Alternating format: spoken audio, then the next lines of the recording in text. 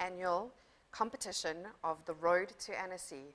This is the 8th time that we are going to be celebrating a pitching competition here at the Cape Town International Animation Festival. And again, we're in the cloud, and we're doing this all through recorded and Zoom.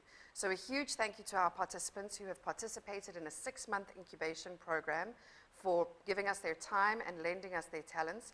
And I hope you, the viewers at home, are able to sit back and enjoy this great show. Just to give you a sense of how this project happened, for the last 8 years, Cape Town International Animation Festival has been running in conjunction with a variety of partners the Road to Annecy pitching competition. Then, 2 years ago, because of COVID, we realized that we weren't going to be able to put on a show. But luckily, our partners at the Chmologong Digital Precinct came to us and said, we should try and do this online.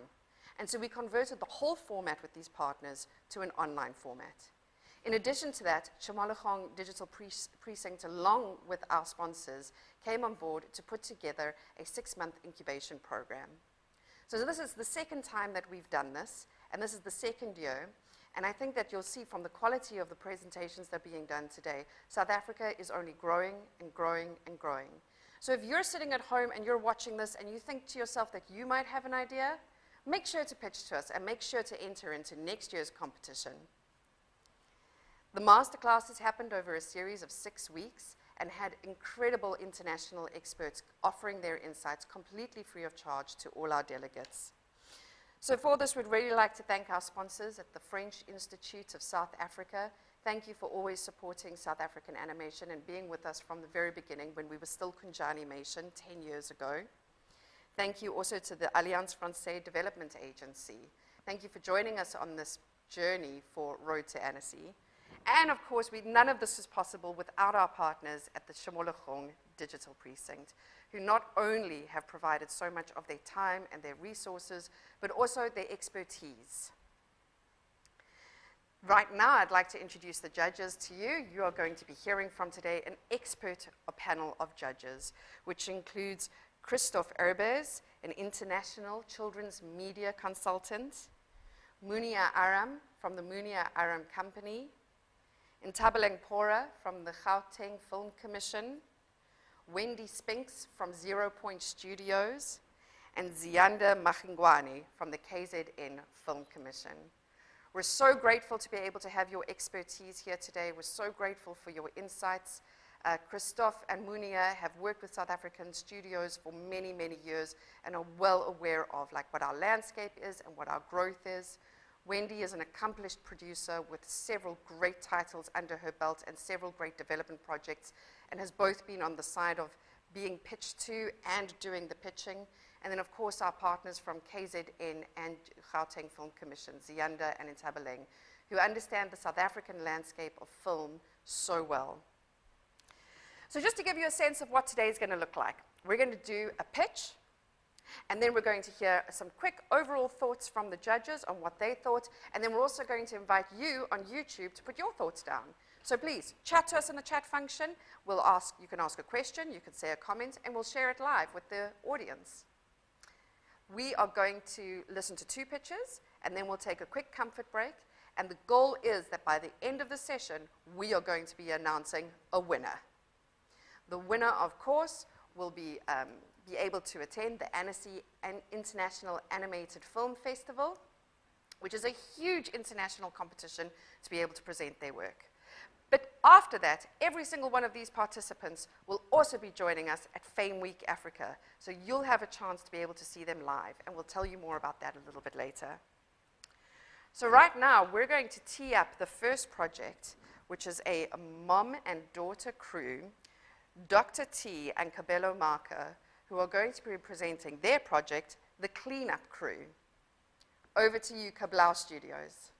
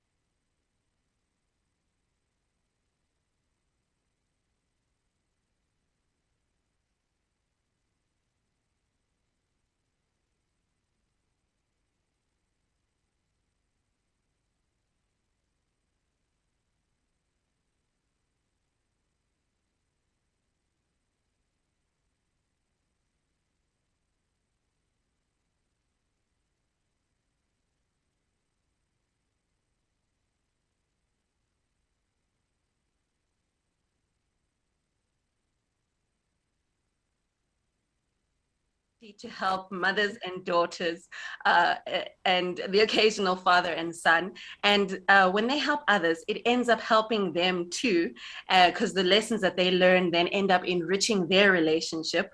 And now the story is about the push and pull of a changing relationship with a daughter who really wants to move out from home and a mother who is struggling to let go. Now let's meet the crew. First we have Ma, then Moredi, and then Tanika. Ma is a natural born leader and a strategist. She's a woman of style. She never gives up, and she's always quick to solve a problem, albeit academically. That same quickness, though, is also a weakness. Ma can be very impatient and sometimes only sees things one way, which is her way. On the other hand, we have Moredi, a tech genius in a league of her own. If only she could find where she left her screwdriver. She's able to create fantastical gadgets and machines that are perfectly suited for any mission. Unfortunately, Moredi doesn't always recognize her own strengths and unique contributions. She struggles with self-doubt and comparison to her mother, and she shouldn't. And then Tanika is the technology, navigation, and communication assistant. She's another one of Moredi's brilliant inventions. She's a bubbly and naive AI. Tanika thinks she has emotions, but she really doesn't. And oftentimes her offbeat timing places Moredi in awkward situations. The story is set all around South Africa with headquarters in the bustling Gauteng province, and the missions are all around the country from coastal cities to rural small towns. A key location is the headquarters, which is set in the Afrofuturistic city of Sandton. It's the most technologically advanced city in the country, and headquarters is where you usually see mom and daughter singing in harmony and in their element. A key prop to the crew is the Washomatic 5000. This is the crew's mobile lab that integrates seamlessly with Tanika's programming. Ma is the only one who is dedicated to drive the Washomatic. You can see why. Look at Moredi's seat there. And this is the fastest mode of transport. And the reason why we put there the distance from Gauteng to Limpopo is because the pilot episode happens in Limpopo, in a rural town, and it actually pays homage to our roots as the creators of the show. And what we do with each location is we take iconic elements and give them a futuristic design, like the donkey cart there in the corner. Another key style inspiration is the bright, colorful, and feminine African aesthetic that comes from the Bapedi people in Limpopo, which is also our culture. And an important element is the sound.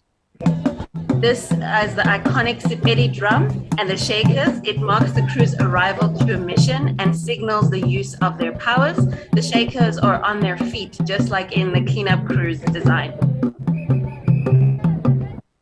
In a typical episode, we start at HQ, where we introduce a personal conflict between Ma and Moredi, which then is interrupted by a mission alert from Tanika. It's usually in the form of a direct message from a client who's asking for help. And then we suit up.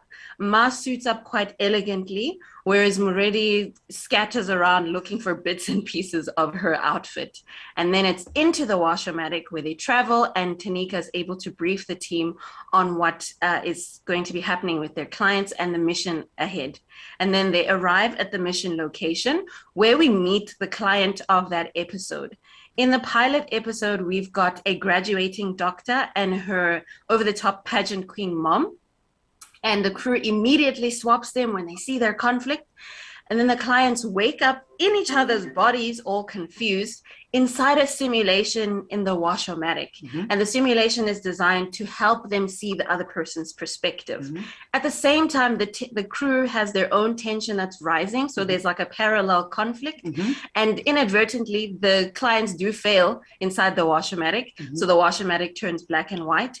And then once they've learned empathy, the Washomatic turns pink. And once the clients have learned empathy, we're able to swap them back. And that same lesson that they've learned is the lesson that the crew applies to their own personal conflict to find a resolution. And then it's mission accomplished and they fly back home to HQ.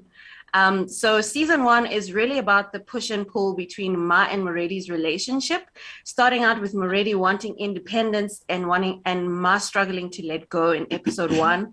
We cover things like generational differences when Ma accidentally downloads a virus that infects Tanika. Yikes. And then in episode 5, we have the differences in taste. So Moredi wants a paintball rager for her birthday party, but Ma wants something more elegant. And then we've got opposing opinions, evolving interests, new hobbies, the overwhelm of adulting, and then the beginning of the blending of their lifestyles with a little bit of a clash here and there. Let me give you a break. Why this story? This is for every girl who wants a healthy relationship with their mom. It is an atypical and a fresh take on body swapping as a superpower. It is inspired by the warm, mostly empathetic, but overly subscribed relationship between my daughter and I. We want to change the stereotypical view of Africa as a poor and dark continent, showcase Black girls as superheroes, have a social impact where we build healthy relationships, but most importantly, have an animated show for girls, a market that is usually not catered for in animation. So I'm the director of the show, and Dr. T, my mom, is the producer, and we run Cablo Studios, which is a diverse team here in South Africa. We're an award-winning animation studio, and we actually had our short film 3 Teaspoons of Sugar as an official selection at Annecy in 2020. We've since made 8 short films since then, and we've also done an animation residency program. What is our ask at MIFA? We want to obtain production funding and investment for our series. We want to find a suitable broadcaster and a co-production partner, as well as suitable distributors and merchant partners. Our estimated budget stands at 5 million. Currently, we are pleased to say that we have applied to the NFVF for development funding. What I am proud to say is that because I love to bake, we did something called Cookies for Sponsorship, where I bake cookies for people that sponsor our show. We're also looking at getting funding from Limpopo business people. Kabelo is very proud, and this is in her upper alley, about crowdfunding. And we're going to also look at co-production, pre-sales, IDC gap, and the DTI rebate according to the percentages you see on the screen there. Some more that we plan to do with the show is mom and daughter boot camps, talks, watch parties, tea parties, and the Mom and Daughter podcast, which already exists, and we are going to revive it with Cleanup Crew. And these efforts are for local impact and local audience development. And we also believe that the project has potential for merchandising, which we have done before with our short film 3 Teaspoons of Sugar. And this is also to capitalize on mom and daughter marketing, whether it's Who Wore It Best or Mother's Day weekend or Women's Month, which happens in August in South Africa, and International Women's Month, which is in March.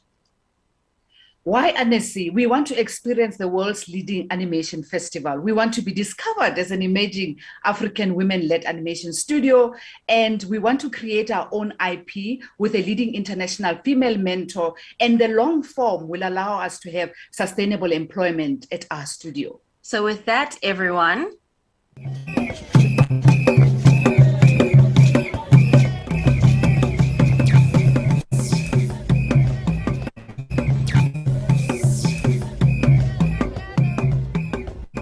this has been the Mom and Daughter Cleanup Crew. You can email us to collaborate with the contacts on screen. Thank you very much.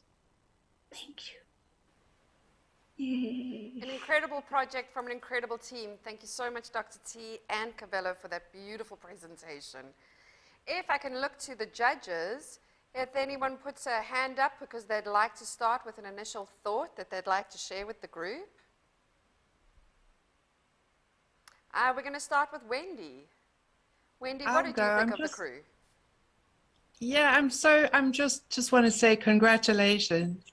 I'm so proud of you. It's brilliant. You have come along from the first stages. You've taken on board so much of the things you've been offered. You've heard things that were said to you. And I just think, what a brilliant pitch. Well done. Congratulations. Thank you. Thank you so much, Wendy. That's great pitch, and thank you so much. And a comment has just come in from YouTube over here. Metaluzi wants you to know that they are super excited, and good luck to all the teams over here. And Robin O says, that was really cool. When can we watch this?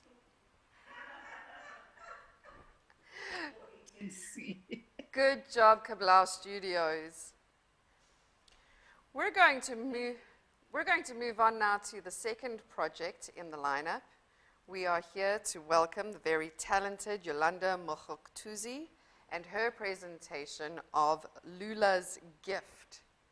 Yolanda, are you ready to present? While we wait for Yolanda, don't forget, of course, that all these participants are going to be joining us at Fame Week Africa. So if YouTube isn't your vibe, then please come to the real event in Cape Town, which will be happening on the 24th to the 26th of August at the Cape Town International Convention Center. CTIF will be there as part of a broader event called Fame Week Africa, which is going to include live action, animation, music, post-production, and in live action, it's all the scripted and unscripted formats.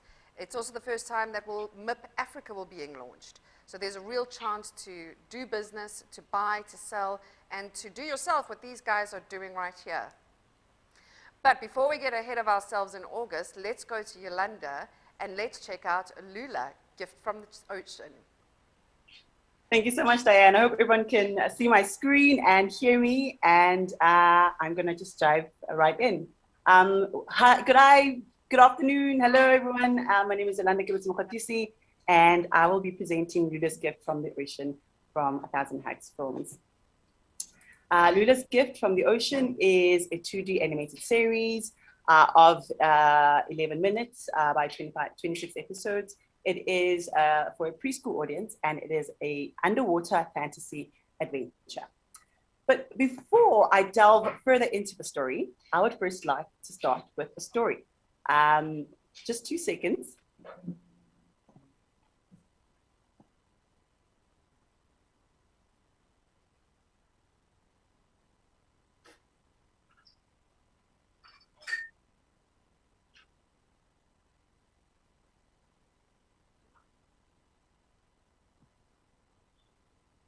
Sorry about that. Okay. I will first start with a story. So when I first had my own underwater adventure a few years ago, 3 very strange, unexpected things happened to me. The first was my soft, big, beautiful afro changed to long, strandy bits of hair. Now, people would stop me quite often because of this hair. And when I told them the story of how it came about and what happened, judging from the looks of disbelief and just the expressions on their faces, I could see that this was a very strange occurrence and something that doesn't necessarily always happen. The second thing that happened is that every time I go down into the ocean, I felt like, as daunting and as scary as it felt like I was entering a whole new world, like I was going into outer space and seeing so many things I'd never seen before. And I felt like I was a guest in this new world, and I had to learn the rules of this world and also just learn how to respect it. And then consequently fell in love with the ocean. And this was the inspiration for Lula. Lula is a curious, feisty, yet sometimes reserved little girl with a huge, huge imagination. But Lula hates the ocean. The problem, though, is that Lula lives very close to the ocean, and her mom is constantly interrupting her play to invite her to take her down to the beach. Lula always resists, but one day she relents, and she puts her toes in the ocean, and then her feet, and then her knees. Then all of a sudden, her whole body's in the ocean, and she is frolicking in the water. When she gets home, however, she remembers why she hates the ocean. It has completely ruined her hair, and she vows never, ever to return back into it. The next day, however, her mom gifts her with a pair of enchanting snorkels. And as soon as Lula puts them on, Lula the Explorer is born. Lula is about a reserved young little girl who conquers her fear of the deep ocean little by little with each underwater adventure she takes. She's using her big imagination and her enchanting snorkels. On these everyday adventures she goes on, every time she goes into the water, one of the first characters she meets is one of her new best buddies, Wendy, the whale shark. Now, Wendy's a smart baby whale shark who just completely hits it off with Lula. They become the best of friends, even kind of finishing off each other's sentences. One day in one of their little excursions, they come across a parrotfish called Kudo, who they save from human hands because she always says, I'm always mistaken for a koi fish. And she's completely indebted to both Lula and Wendy and starts going and hanging around them with all of their adventures. However, between Lula's clumsiness in the water and Kudo's very selfish, vain behavior, they often get into trouble. And they're often summoned to Queen Medusa, who has to tell them, obviously give kind of rule and kind of judge them for their actions. But she also is quite a kind queen. She's a fair judge, and she's very protective of Lula, very deliberately teaching her the rules and the ways of the ocean. At one point, she even gives Lula special powers, where Lula can go from her being her normal kind of ocean explorer to her being into like super mermaid mode as a super explorer. And then lastly, one of the characters in the series is Windling, the deep blue ocean. And as animated and as scary as it is a wonderful place to be and leaves Lula with more questions than answers. So our story takes place in this world of Ura. When Lula puts on her enchanting snorkel, she's transported into this imaginary underwater land. That's a little bit like The Lion King meets Finding Nemo in the community of the sea creatures, and where Lula's the kind of Doc McStuffins in the middle of the ocean. This world is a massive coral reef likened to the beautiful reefs in Botswana or Mozambique, where just color and wonder are never in short supply.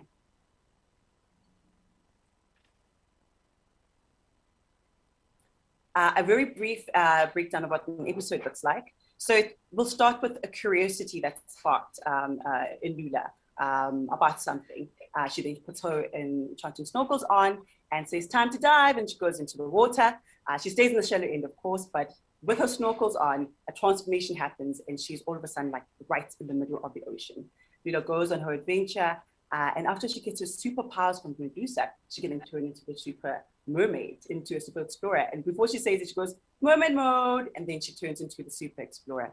The episode ends with her coming out of the water with her floaters and her telling her mom about all of her adventures in the water. And of course, mom's saying, really? All of that in 5 minutes? And Lula's like, oh, mom, you never understand, as alluded by our previous team. I will now move on to the business of the series. So we've received a little bit of funding thus far, and of course, I've put in our own investment in it, which I've equated to the amount on the screen. And our total development thus far, because I'm not an illustrator, so I am outsourcing quite a bit of my artwork, is about 11,000 euros, well, 11.8 thousand euros. I estimate that the total budget for the series will be about 25.5 million rands, or 1.5 million euros. And these are all the different venues or places that we think that we can source funding to finance the show. We want to have an integrated marketing approach to the concept, where maybe we start off as a book as we're raising funds for the TV series, and then we'll make the book into an animated book, and then maybe come out with the game, and then bring out the Lula merchandise as well. We've already done this with one of our previous projects, and it seems to be gaining some traction, where we have book, you know, and then animated book that people can watch on screen and follow the words as well, then merch, and then of course the game. The core team is myself, Yolanda Kibitz-Makatusi. I'm the writer and the producer and the creative director on the team, as well as a collaborator, Dominique Dressing. And then artists on the show are Deepa Studios, who work with our design and just illustration. And then KN Studios, who are animators and compositors. And so I started off the presentation by detailing my story. Wait. Okay, I'll just let me pause it. Sorry, I started off the pitch by, telling the story about my adventure into the my own underwater adventure. And I mentioned three interesting things that happened. The third and last thing is that after I came back, I was asked to write a song for kids about my adventures in the ocean. So that's what you'll be listening to right now as you watch a bit of a slideshow of what we assume would kind of be the storyboard for the first episode.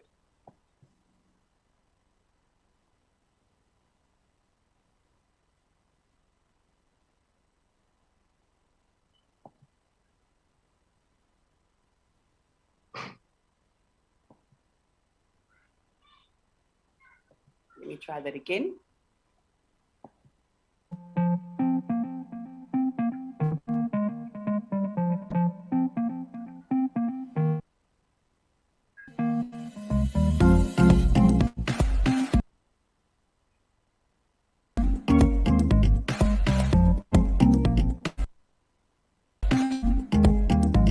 I want to go into the sea, head off the reef. What can it be? The ocean vast, so big and wide, open water. I want to go into the sea. Here we go. We will find anything. Into the sea, here we flow. We swim and hover like whales and eels into the sea.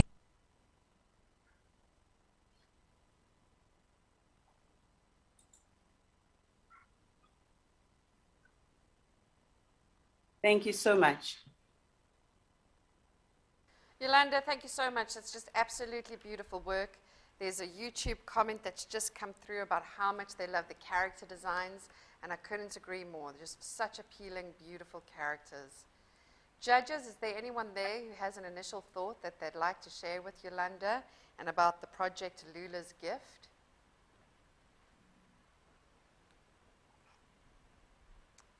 Okay. Can I go? Diane? Yes, please do, Zianda. Thank you.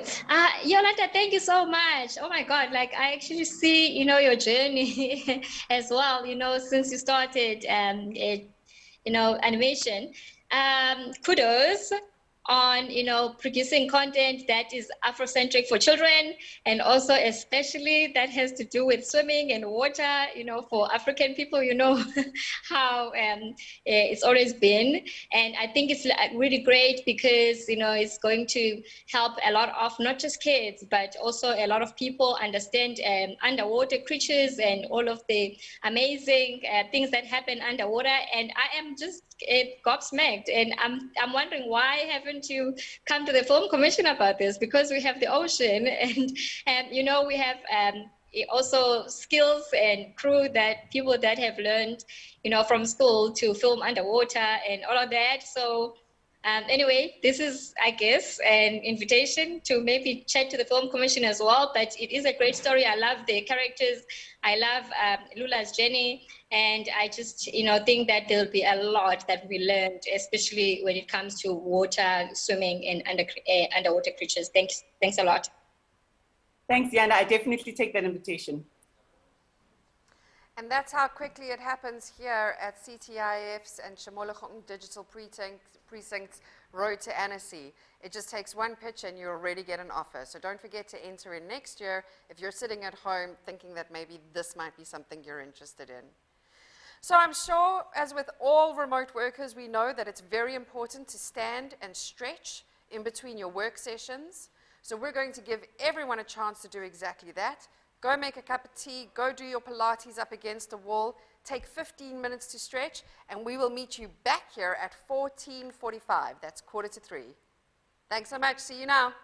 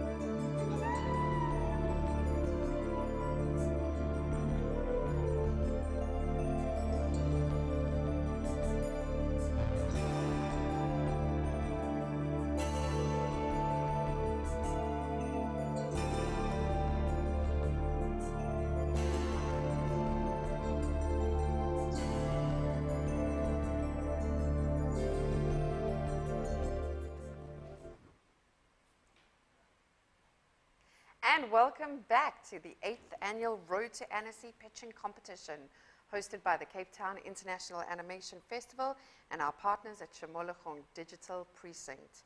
Sponsored by the French Institute of South Africa and the Alliance Agency of Development of France.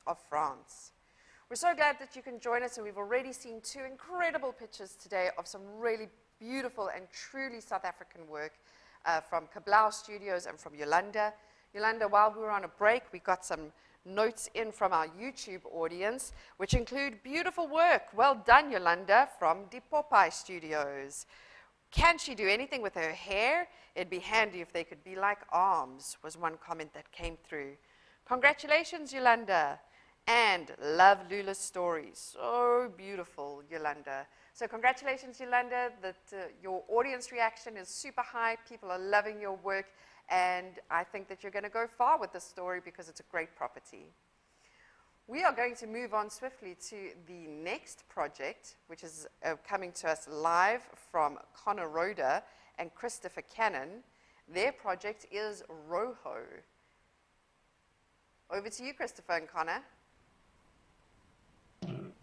Hi, my name is Connor Rojo. And I'm Christopher Cunningham. And we are co-creators of Rojo, The Age of Masks. So this is going to be a 2D action adventure superhero show aimed at kids that are 8 to 12. And the first season will be 26 episodes of about 24 minutes.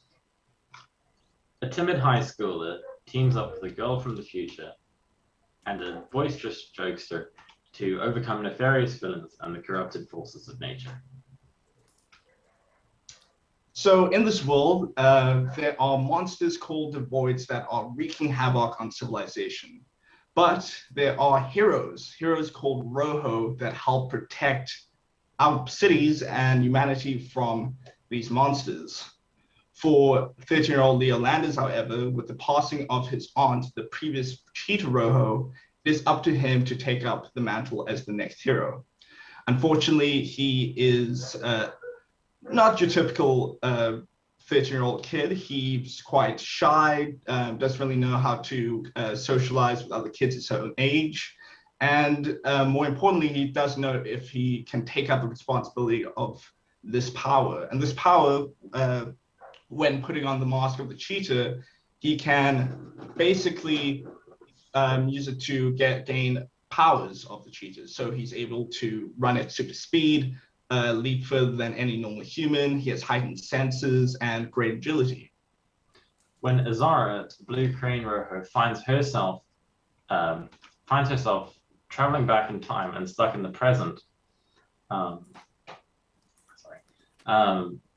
she realizes that it's her responsibility to train Leo to become the hero she knows he's destined to be. Leo also meets another young hero named Fricky, who's the Hippo Rojo, during a battle. So in this world, there is a team called the Tribe, and it is up to them to help protect the innocence of our world. The leader of the tribe, Oren Pride, the mighty Lion Rojo, has ulterior motives as to why he is even a hero in the first place. Their main goal during the story is to capture a villain who has just recently entered the scene, a villain by the name of Chimera, who has the powers of 3 animals. And his task is to basically steal all the masks in the world.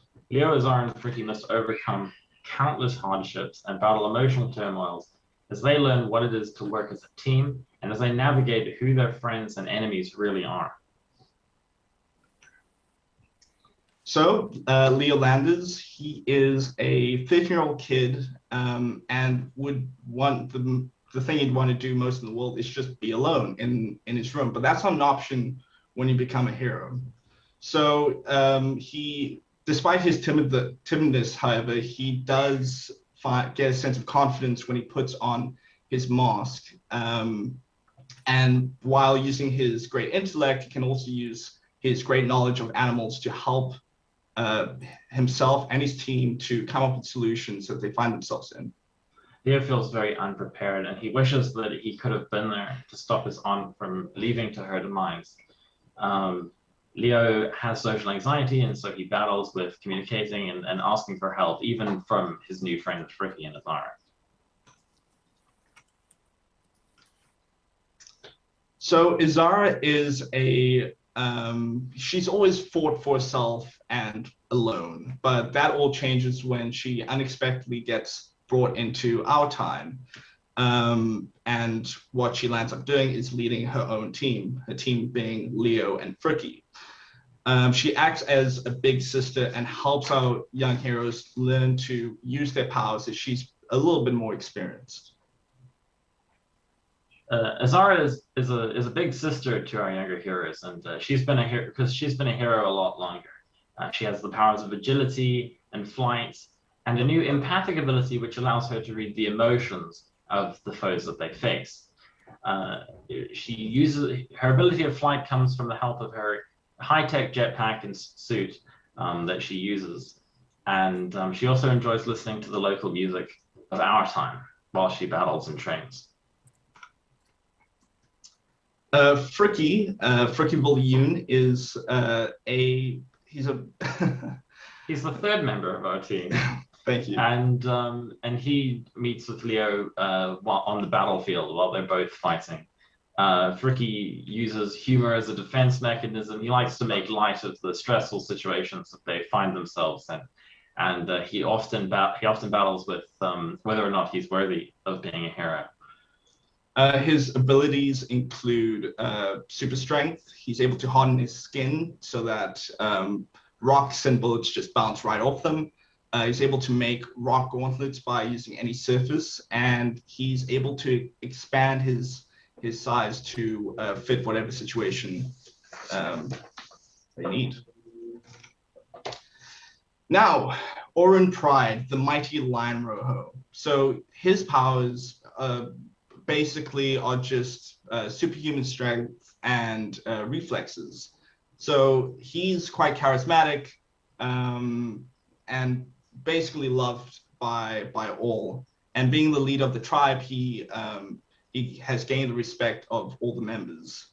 So, and when he recognizes Leo and friends as reckless and rebellious, he steps in as a mentor figure, which Leo kind of jumps up and down for joy because this is basically his icon. So he, but despite this, you can tell that there are ulterior motives to Orin's actions, and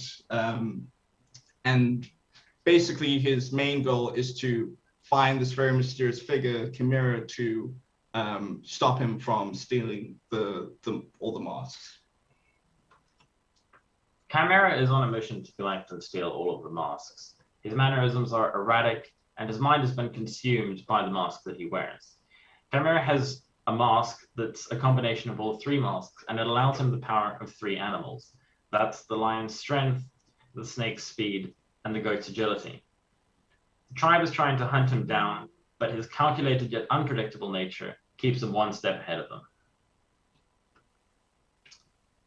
And then we get the Devoids, the monsters. These are corrupted forces of nature that have been causing havoc for centuries, but they resemble strange mutated animals with unnerving looking masks for heads.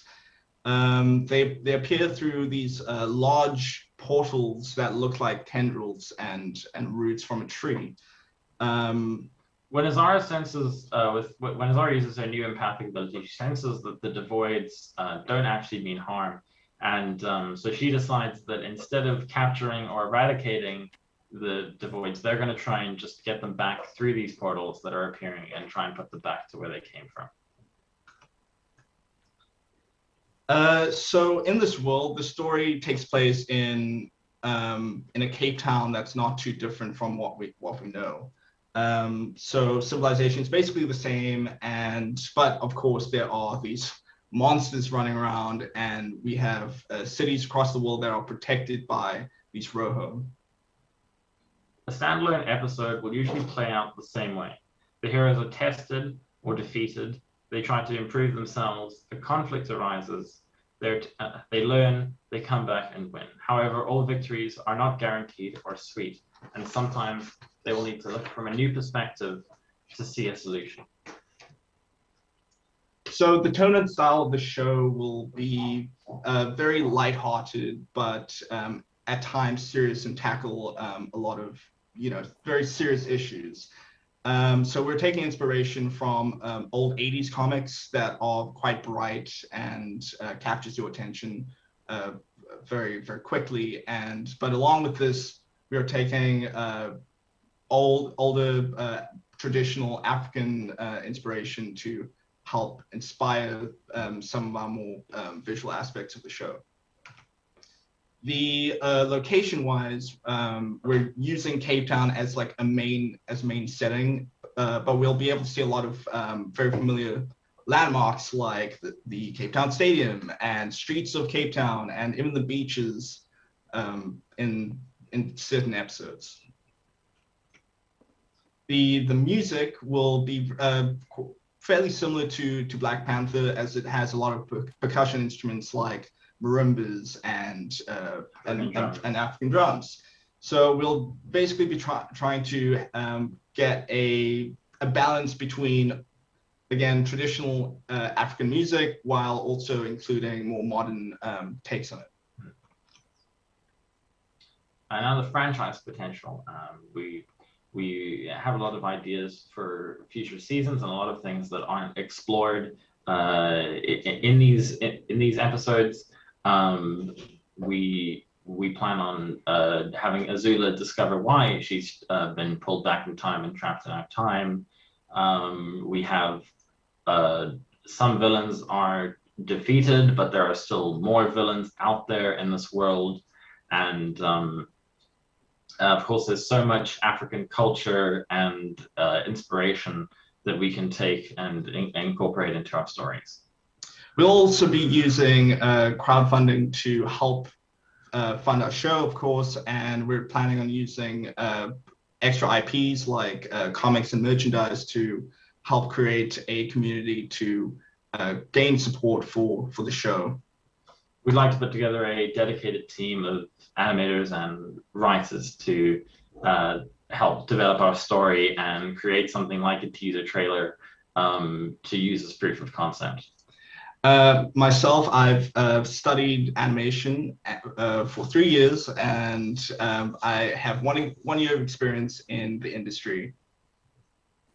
And I've also studied film, also at SAE, and I've worked on set and in production.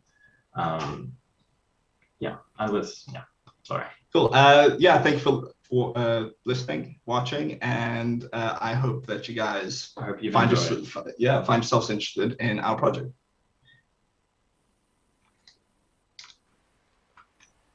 Thank you so much, Connor and Christopher. How wonderful to see such young talent presenting such incredible work using the diverse and beautiful aesthetic that comes from Africa. Beautiful, beautiful work. We've got some comments from YouTube coming through here.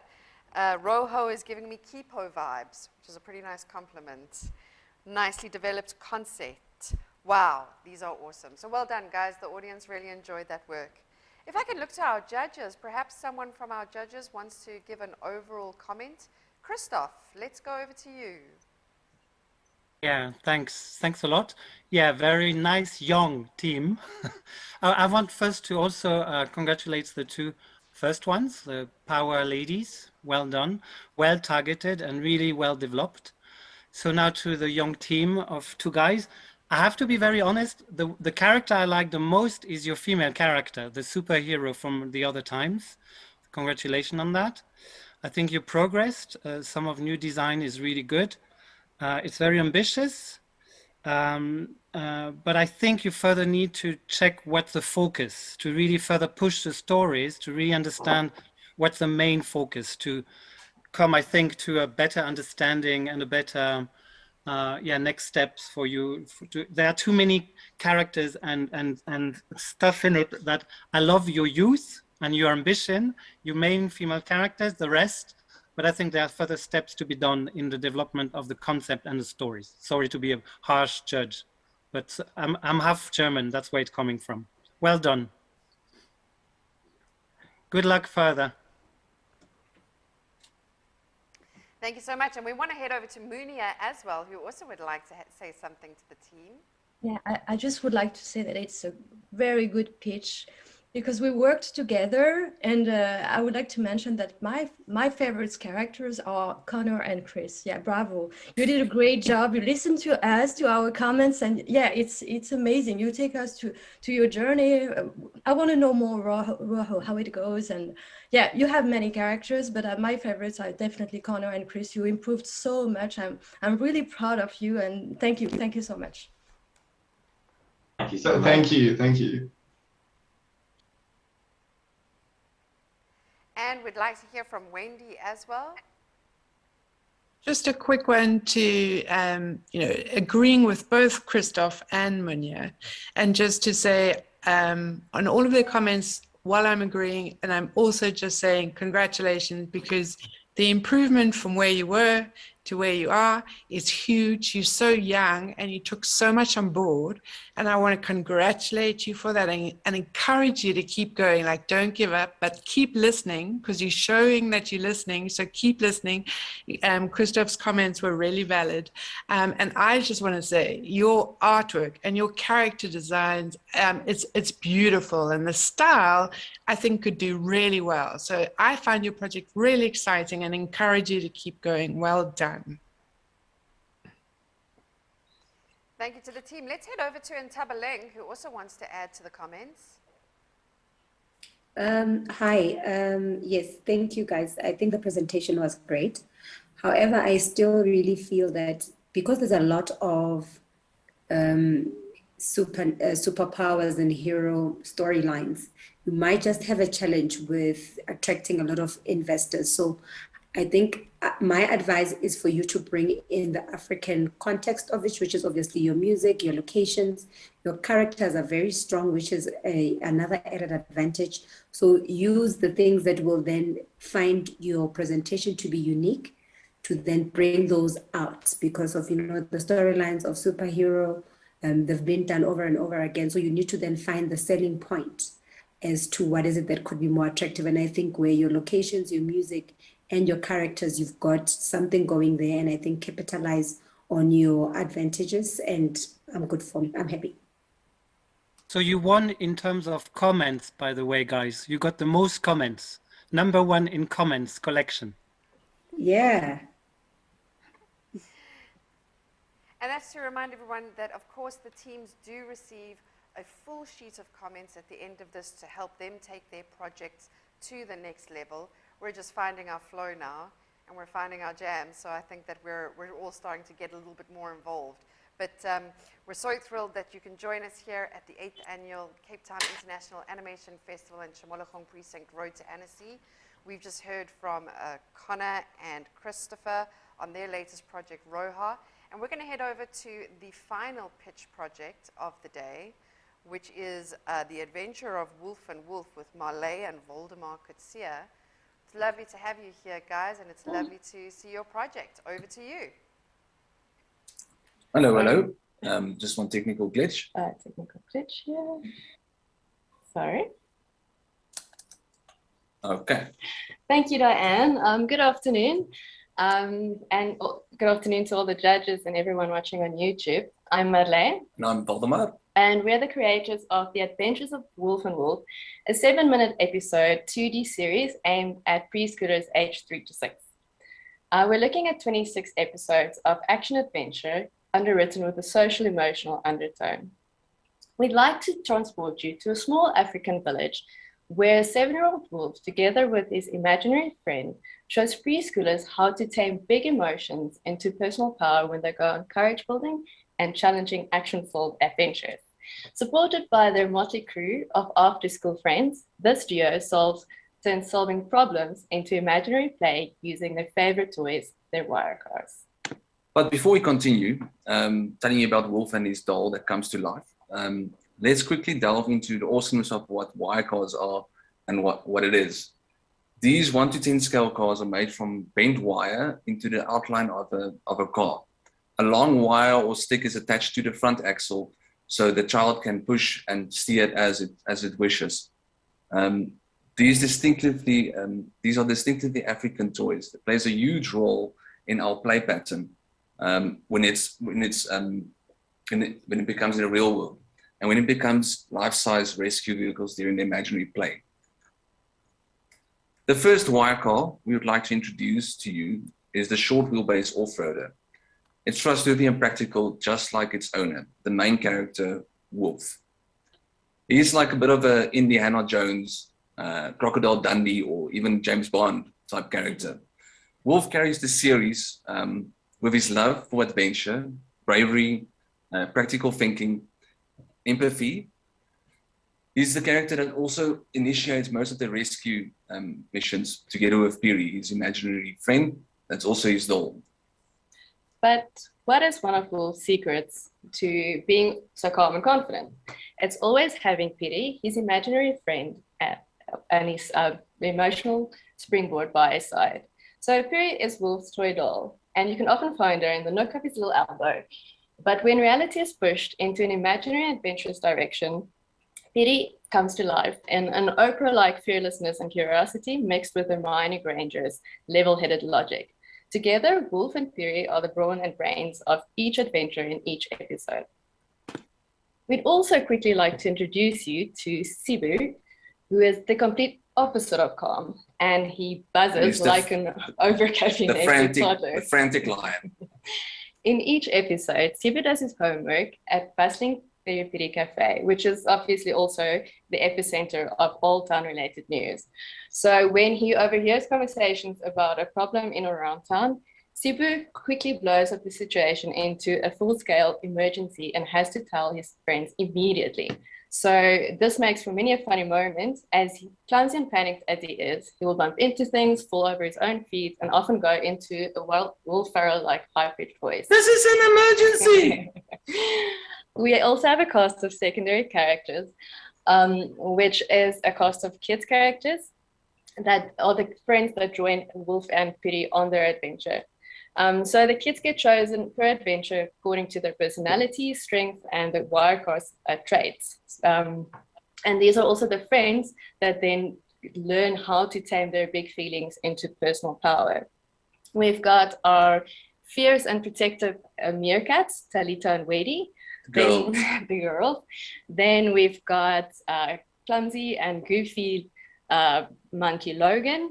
We've also got the shy and very funny giraffe Mfuyo, and a very creative and smart little mouse Peyton.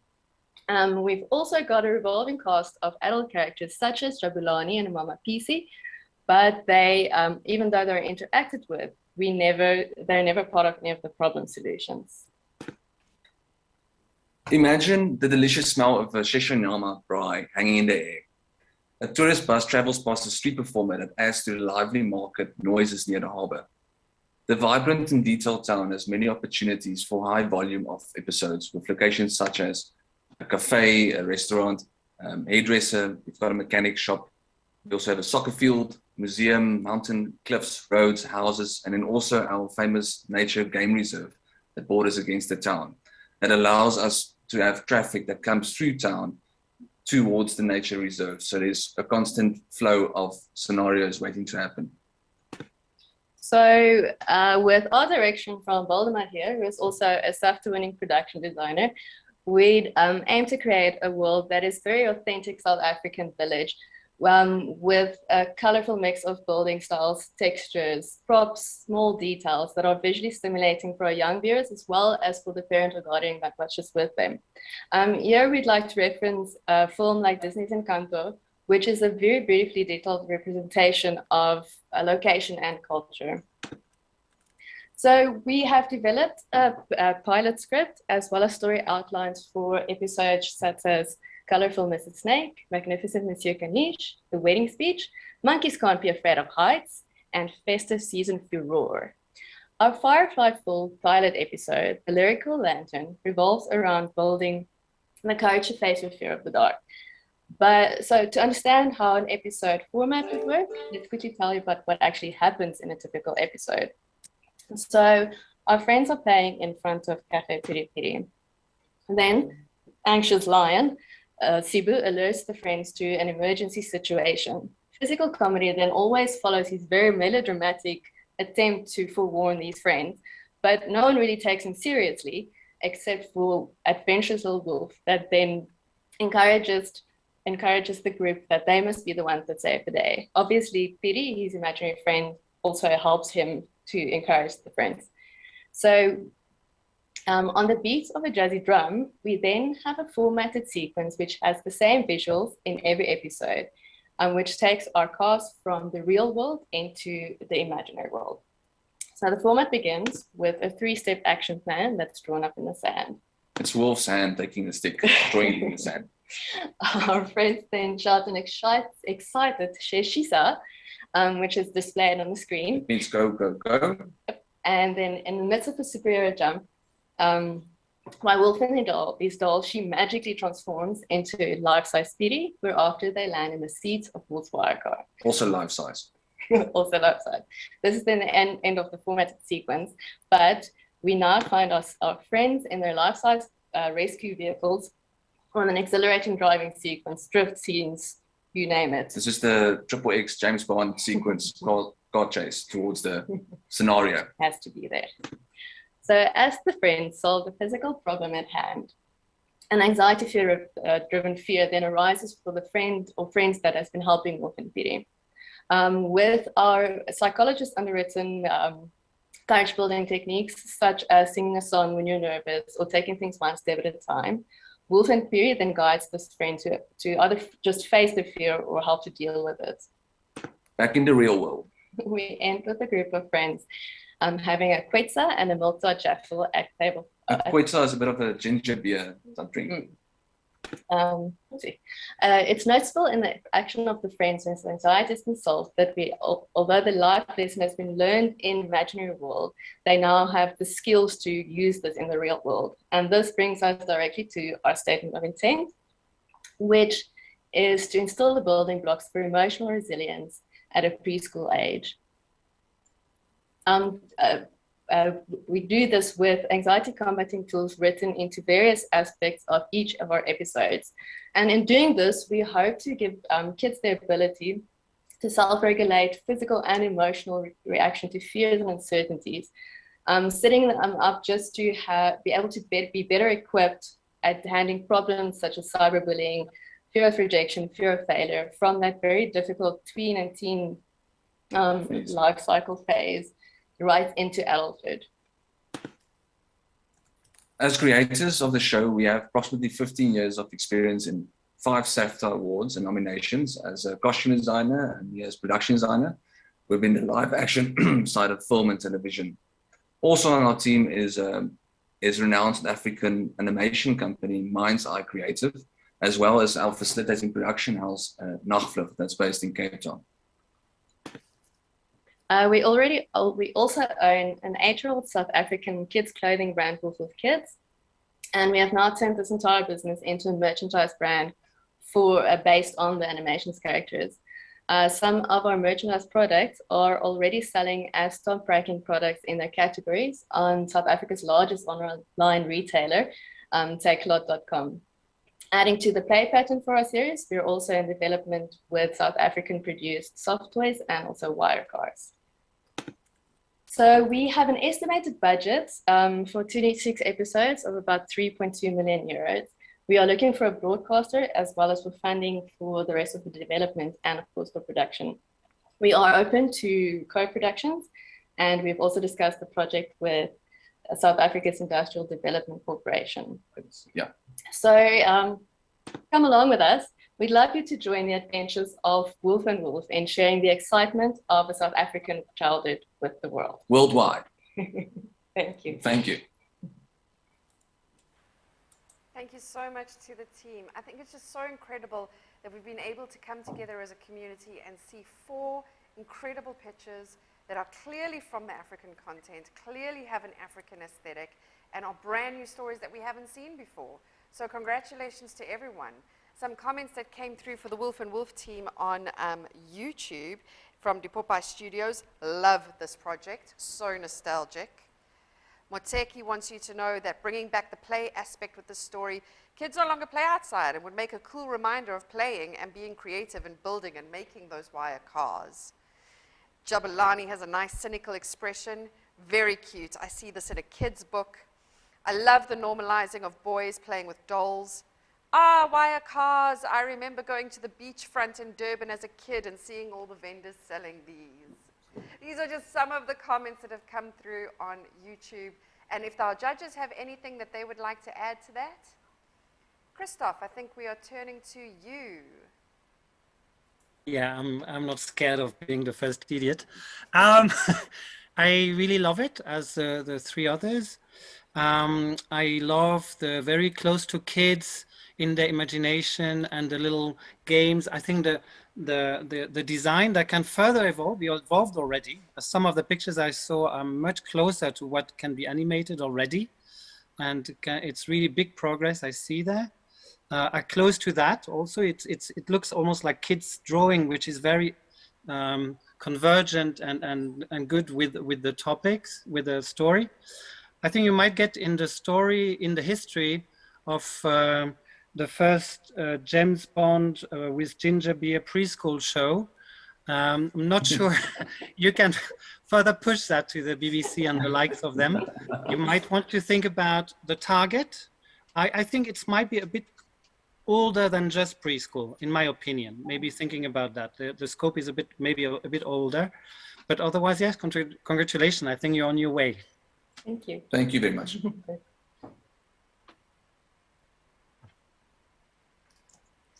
Christoph, thank you so much for your comments. I think we also want to hear from Wendy, and just how lovely to see how we're bringing through our own stories into all our work, from Lulu's underwater adventure, to wire cars, to superheroes, to a mom and daughter. It's lovely to see such personal stories being interpreted in a global way and a global style.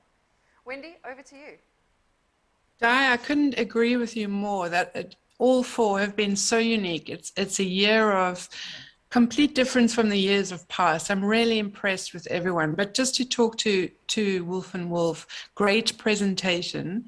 I loved the bounce between the two of you. That was really good. And the progress as well.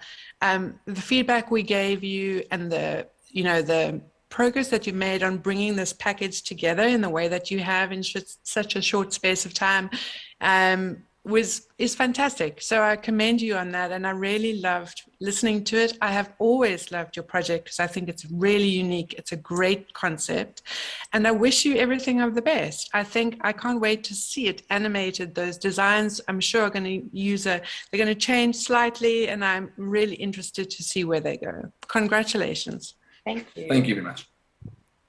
Thanks so much, Wendy.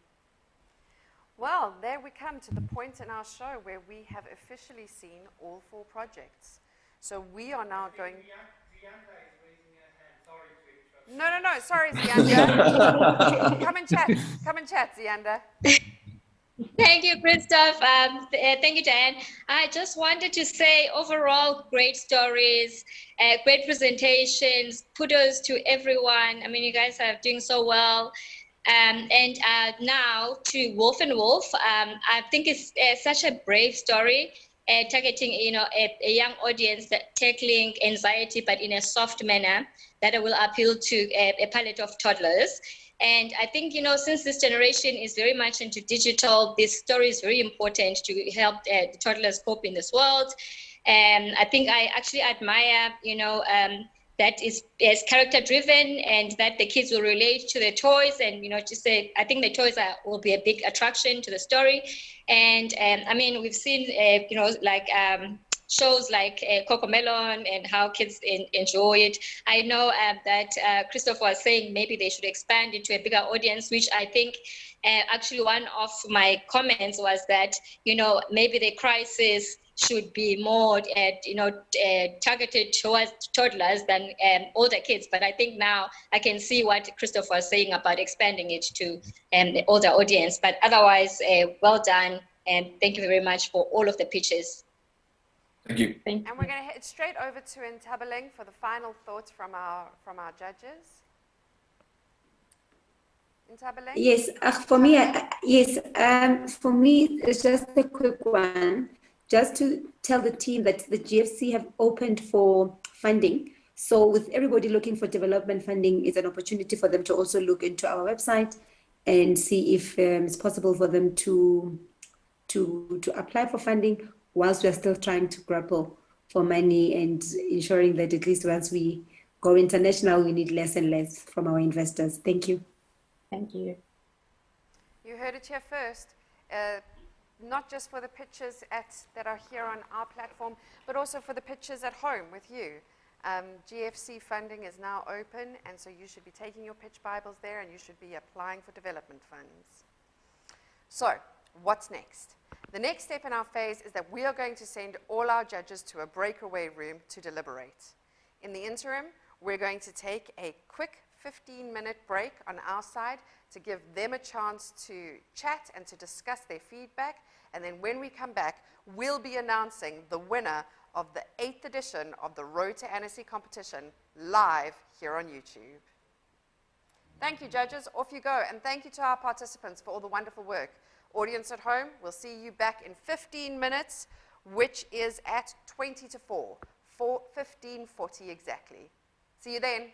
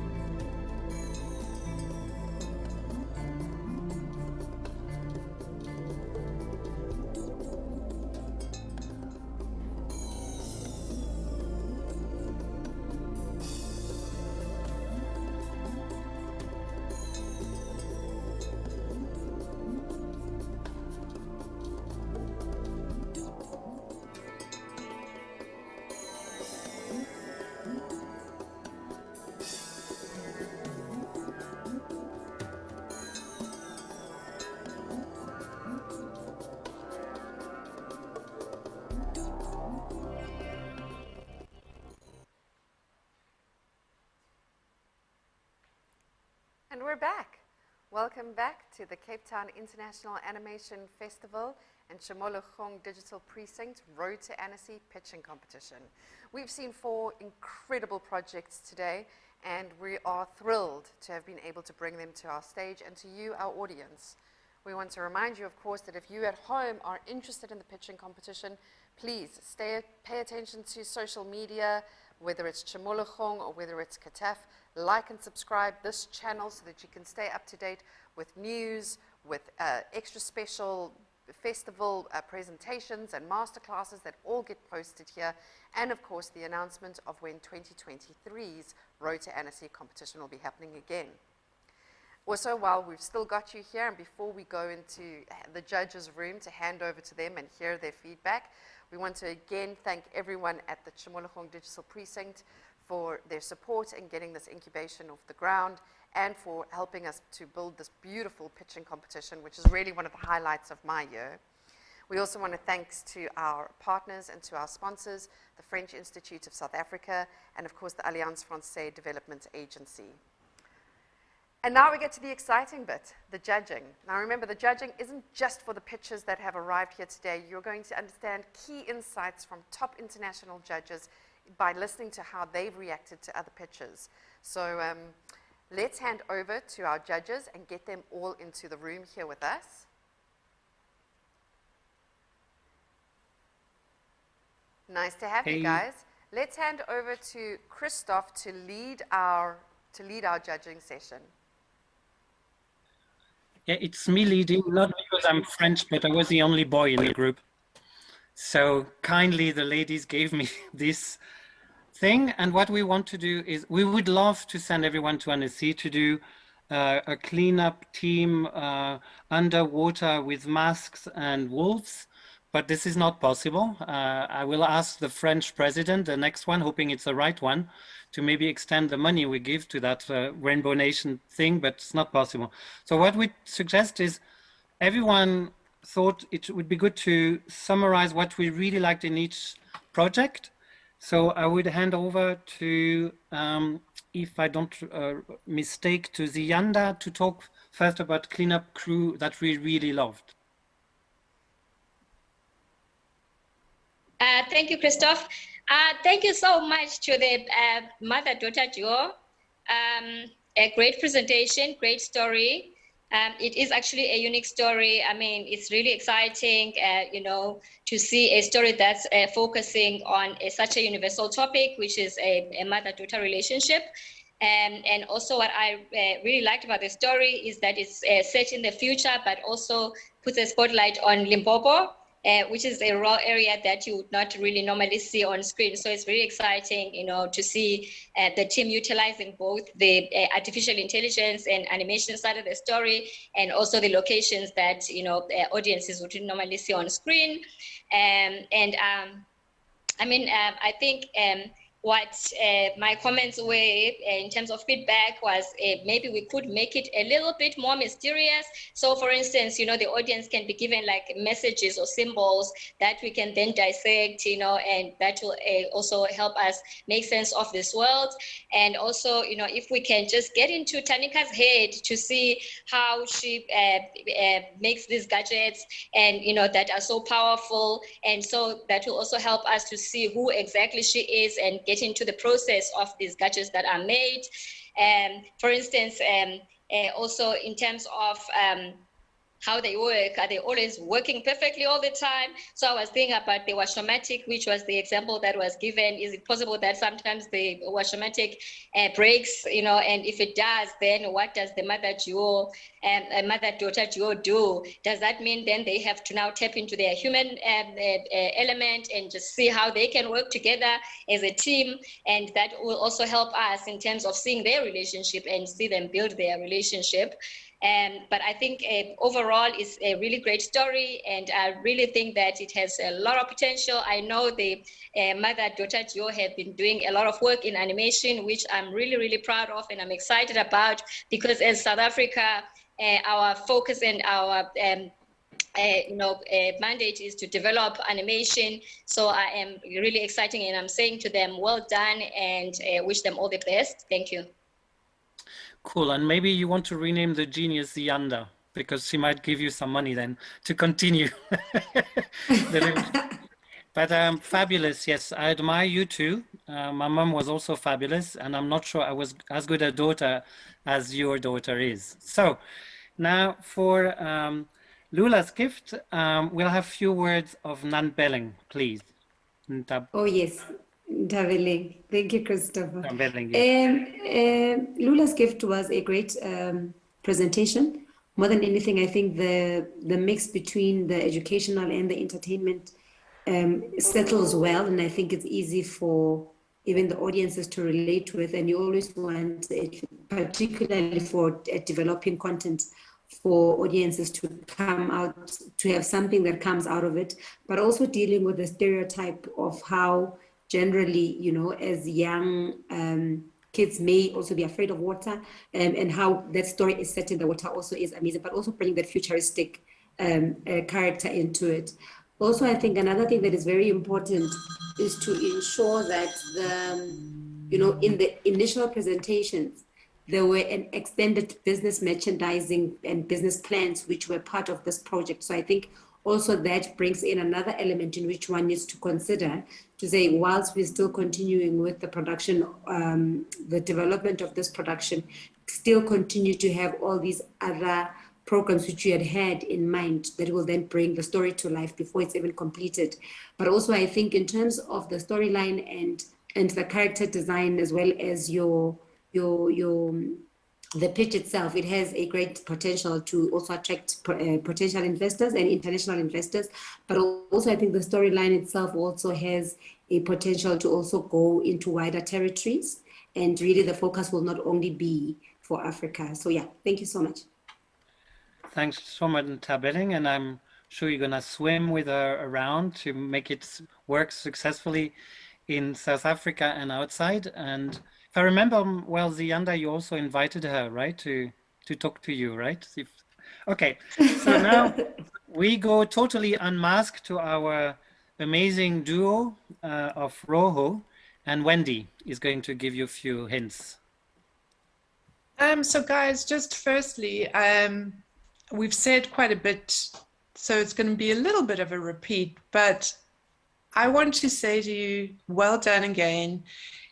Being such a young team, and then to receive 2 people on the jury to have actually come out and said that you had the highest scores in design. So I would just like to say that the entire jury has made a note about that and would like to congratulate you, being the youngest team, to actually have such polished, beautiful visuals that you have brought through into your presentation. So congratulations. That's huge. So I think, yeah, exactly. Kudos, guys. Well done. What we do recommend is that you now look, and I think you know that you spoke to it yourselves, find a writer, find someone to collaborate with. What you are bringing there is great. It's a little bit complex. I think working with a writer will really help you to get into, you know, if you actually do a sample script. So if you do a spec script of this, you're going to understand a lot of your challenges of your story, get into the structure of it, which really needs to be sort of worked through. And with a writer, you'll be able to better do that. I think you're at an earlier stage story-wise than a lot of the rest of the people here. And I think putting in some more development there will only take this project further, because there's huge potential. There's potential in your story from its African nature. Try to work it to be really, stick to its uniqueness. So make sure that it doesn't become like something we've seen before. And use those elements of the African heritage, the African masks, as you are. So these are all things that are already there. Keep them the focus, bring them forward, that beautiful music that's going to be there. But find partners, get more money, and work on story structure and simplifying it a little bit more so that it is clearer as what it is as a show and what the message is. And of course, it can be expanded into, you know, bigger things down the road. Keep the ambition manageable is a great tip. that I can leave you with. Well done. I'm really proud of you. Well done. Cool. Thank you very much, Wendy. Thanks to the host team. Youth is not an impediment, it's a promise. So good luck. Make it happen. Get a girl on board. That's always useful. And now to the last project, the Wolf and Wolf team, then Munya is going to give few words also. Thank you. Wolf and Wolf. What a fantastic duo. I really loved your pitch. You have such a great energy and you took us to a wonderful world. I love the fact that it's unique and original to see Africa through the wolf characters, and the drawing is simply artistic and really beautiful. We see a huge potential internationally, so it can easily travel, and I really love the fact that I already sense the African flavor. I want to smell the food and the spices, and also the fact that it's really nostalgic, you know, with the toys that we discover or rediscover if we are older enough. And yeah, it's really a beautiful project that I personally really like. And I've really pointed out the pitch. The pitch, it's great energy, great balance between you two. And I really like the fact that you took the lead, Mauli, and and you used your partner to help you a bit, but he was not there too much. So girl power. No, I think you should, as Christoph mentioned, think about the target, because maybe it's not for preschool, maybe a older audience, but it's really great that you can take the kids outside their home, outside their smartphones, outside their video games, and play with the toys that we used to play when we were younger. And yeah, discover Africa through the eyes of these beautiful and cute characters. Great potential in terms of merchandise, in terms of books, toys, apparels, and everything that you can think about as to build a real brand with the Wolf and Wolf. And I think it has a strong potential for that. Congratulations to you too. Yeah, cool. So yes, basically we agreed on an order now, running order. I don't know when we'll announce I think you'll take back the lead, Diane, to announce how we do that. But I really want to also, on the last one, on Wolf and Wolf, I do believe you start with 3+. It is also very cute and sweet for toddler, but I think you can go a bit further higher, because you talk about emotions, anxiety, and all that. And that goes up to, I would say, 7, 8, what we call bridge stuff. So how do we do now?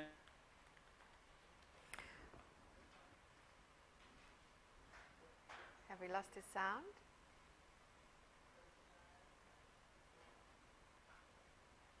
And similar to live TV, live YouTube is also as exciting. And so we are going to repatch back into the team over here. We're very lucky, though, that we didn't have any load shedding or that we didn't have any internet. So I'll take my wins where we can get them. So once we've got Christoph back, we're going to ask everyone. Let's see if we've got that back. Not just yet.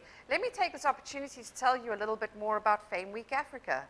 Fame Week Africa is going to be happening from the 24th to the 26th of August here at the Cape Town International Convention Center.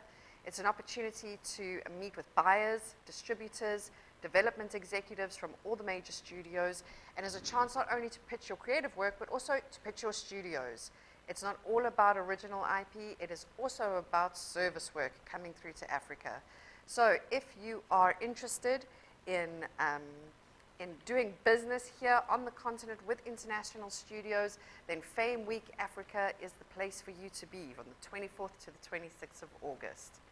You can find out more information on the Fame Week Africa website, on the Cape Town International Animation Festival website, and of course, all our social media. We're so excited to have everyone here from these pitches being able to join us and being able to be with us. We've seen an incredible wealth of work over the entire session, and it's now time to go live back to the judges to hear their final deliberations. Judges, welcome back.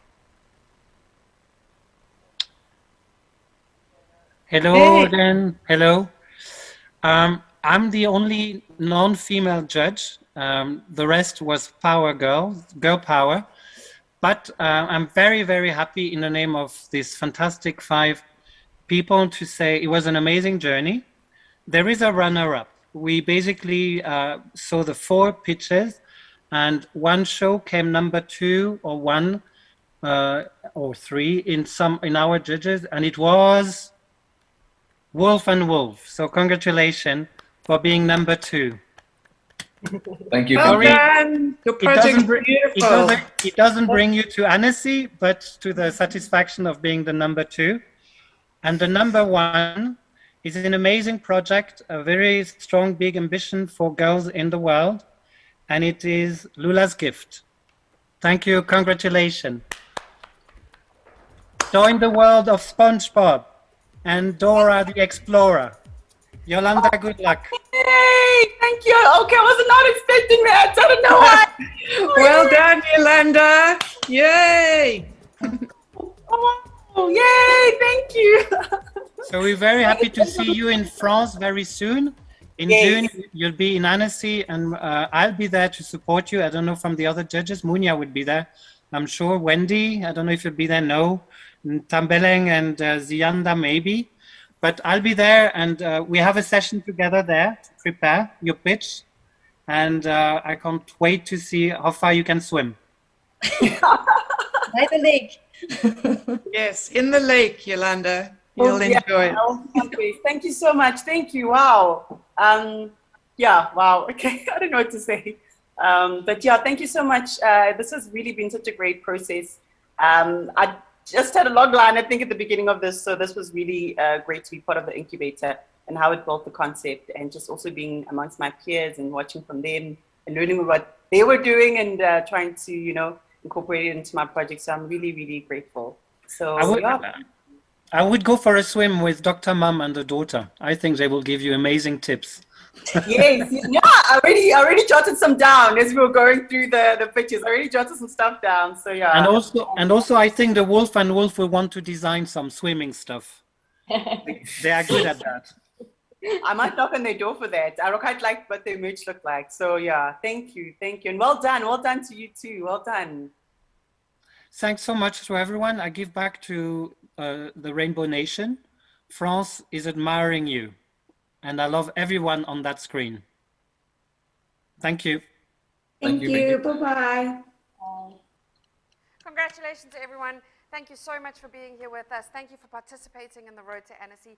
Congratulations to Yolanda, a stunning project now on its way to France. And remember, if you want to be in the seat to possibly end up in France pitching your project at the Annecy International Animated Film Festival, then remember to like, subscribe, and enter in 2023. Thank you so much, team. Thank you for all your beautiful work. You were all fantastic. This has been a great session, and we'll see you soon. Thanks so much. Bye-bye.